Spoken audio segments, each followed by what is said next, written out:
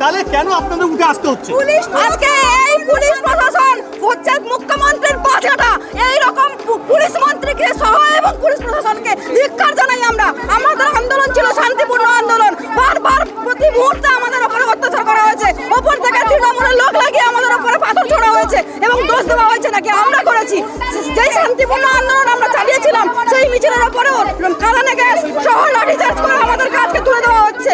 এইরকম পুলিশ প্রশাসন সহ পুলিশ মন্ত্রীর উপর সহ মুখ্যমন্ত্রীর উপর ধিক্কার জানাই। অবশ্যই চালাবো, আজকে ফেরত পাঠালো তো কি হয়েছে, ভবিষ্যতে আমরা আবার আন্দোলন নামবো, দেখি কতবার আমাদেরকে। স্মৃতি আচার্য।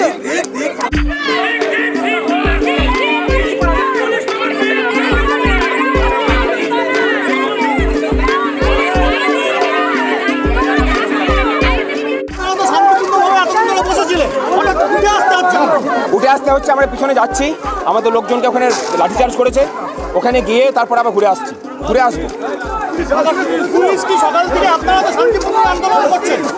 শান্তিপূর্ণভাবে আন্দোলন করছিলাম, তাদেরকে বাধা দিয়েছে। এই তো দেখতে পাচ্ছেন তো,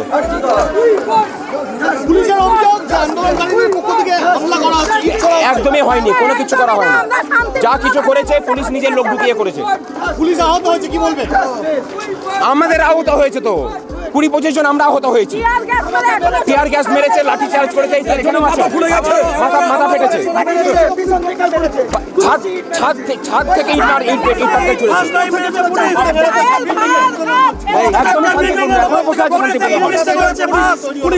পুলিশ ইনসিস্ট করে উপর থেকে ছাদ থেকে ঢিল মারিয়ে সিন ক্রিয়েট করে এই কাজটা করেছে। না না, উইথড্র করছি না, আমাদের মব পিছনে আছে, আমরা পিছনে গিয়ে পরে আমরা ইয়ে করবো, আমরা পিছনে গিয়ে পরে আবার ঘুরে আসবো। আমরা ঘুরে আসবো।